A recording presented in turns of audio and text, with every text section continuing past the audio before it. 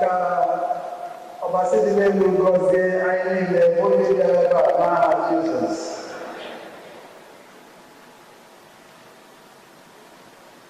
Ana m ekele ndị niile zara okwu a wee bịa mmemme ahụ nke dị oke mkpa. Echeghị na o nwere nzukọ ọzọ dị mkpa n'ala Igbo karịa nnọkọ nke anyị nọ ebe a ugbu a. Biko, achọrọ m ka m were ikike m dị ka onye isi oche nke mmemme a kpọgote n'isi oche ndị niile ga-akụziri anyị ihe taa. Ndị ọbụla nọ ebe a, biko unu gbagote n'isi oche. Ndị niile ga-akụzi nkụzi taa maka ụzọ isiokwu anọ nke m hụrụ edepụtara n'akwụkwọ ntụziaka otu usoro nke taa ga-esi gaa. Ọ bụrụ na ị nọ ebe a bụrụ otu onye n'ime ndị ga-akụziri anyị ihe, biko gbagote n'isi oche. Anyị nwere prọfesọ Nkechi Ọhụike, prọfesọ Chukwu Okoro, prọfesọ Rosemary Aiyekele, taa bụ ndị ga-akụzi taa, ha ga-akpọpụtara aha ha ugbu a.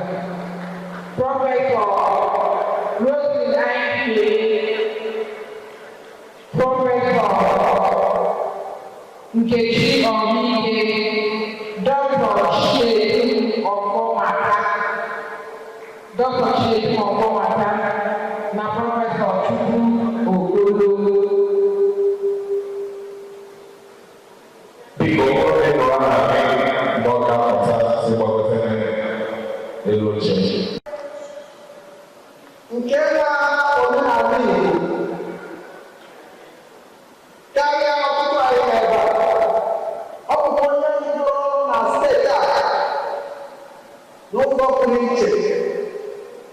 Biko, na omenala na nrube isi, ya chọrọ ịkpọpụta n'isi oche Super High Chief Okosisi ha ya bịa n'ụwa si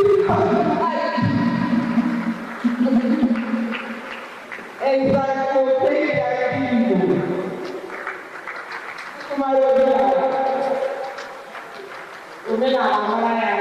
o dere ya anya nke ọma.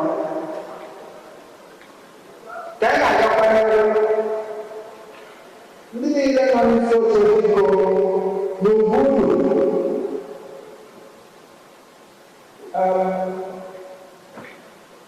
achọrọ m ikele n'ụzọ pụrụ iche Odoziakụ Maria bụ onye isi nyere nke na-akpọ n'obodo.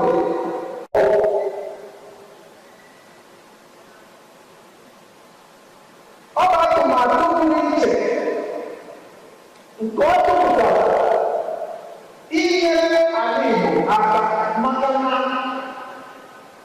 ọtụtụ ndị kwuru amụma kwuru na n'ihe dịka ọgụ afọ na ise na-abịa na asụsụ Igbo ga-abụ ihe